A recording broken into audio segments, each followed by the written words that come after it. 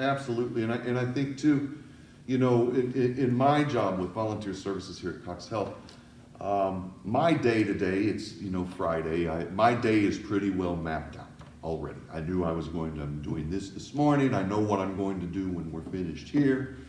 I've got my afternoon is planned, I know how that's going to go. But you folks who are first responders, you don't always have that luxury. You never know what the day is going to bring. So staying emotionally connected to the people who help you through this journey is so important. Remember to communicate with them. Let them know what's going on. Let them know what happened in your day-to-day, what happened during your work day.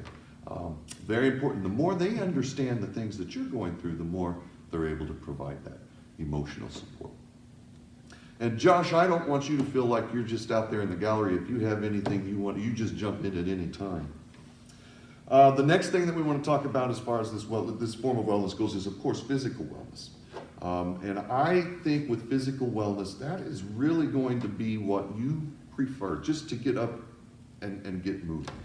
I tell people, for instance, I am not a runner.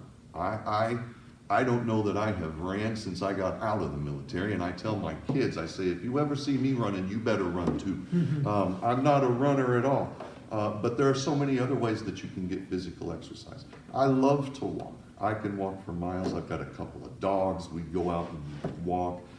So maybe something as simple as taking a walk around your neighborhood, taking a walk in the park, going to a gym, going to the classes that you may find here at the Meyer Fitness Center or other areas around town. But very important to get that physical piece going. It's very hard for those of you who work 12 or 24-hour shifts to then think about having to do something physical when you're done. But just to be mindful that getting up, moving around, so important, and that's going to help the mental piece as well as the physical piece. And I don't know if you guys have any thoughts on that.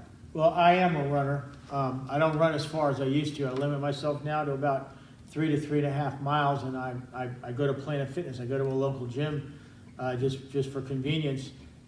For anybody out there who's 65 years and older or on Medicare, if you have a Medicare Advantage plan with many companies, they will pay for your gym membership for nothing.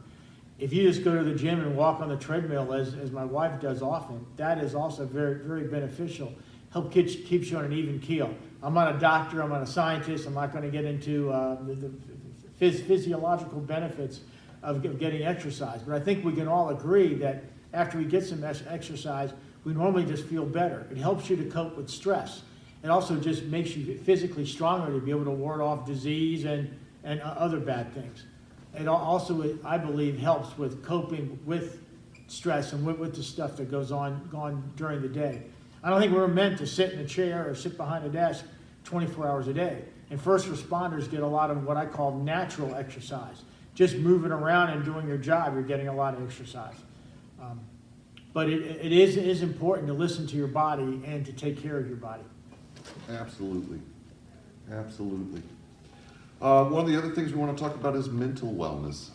And first of all, I like this banner, and I know sometimes this prints backwards on the video feed, but Wellness for Warriors. You can find the Wellness for Warriors website. If you go to Google, you just type in Wellness for Warriors, it'll take you right there. And one of the things that website can provide is it can provide information for places to go if you need help, numbers to call, people to reach out to if you need help.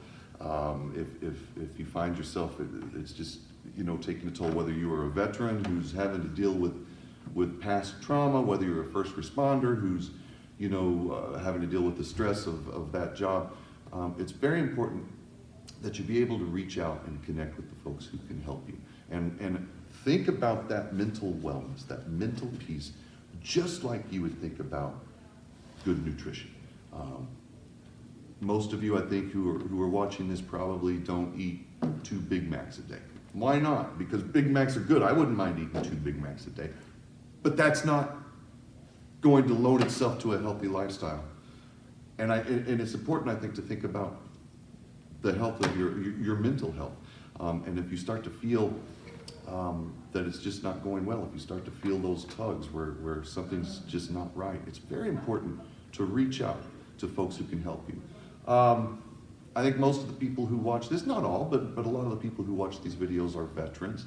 And in that world, when you were in active duty military, you know your coworkers, your comrades in arms. I mean, they're so important to help you. You help each other along, and there's no reason to leave that mindset behind once you get out of the military. Either one of you guys want to talk about just the connection you make with your fellow service members and how important that is? And again, important not to leave that behind. For vets and first responders, I've always believed in a buddy system. I've also believed that anyone on active duty, anyone in the reserves, any first responder, you're all leaders. You need to look out for each other. You need to talk to each other. A simple hello in the morning, how's it going, can go a long way sometimes. You also have resources at your disposal if you're really feeling down. And for example, on the military side, on the veterans side, you have the Veterans Administration. There is a 1-800 number, 1-800-273-8255 that you can call anytime you have a mental health issue. That same number, which is funded by your tax dollars, is also good for first responders and it's good for anyone in the country. It's the National Suicide Prevention Line. If you're not feeling anything that serious, but you're feeling down and out and depressed, please reach out to people, and we need to reach out to each other. You know, in the military, like I said, whenever we went on Liberty in the Navy, and I went on Liberty a lot in the Navy when I went to sea, you went to Liberty on the buddy system, someone to look out for you. Oftentimes that helps, and it helps people have a connection. I've noticed when people have the greatest problem with depression and with being able to cope with life is when they feel they are alone. And we need to make sure that all of us feel like we're not alone, we're all in this together.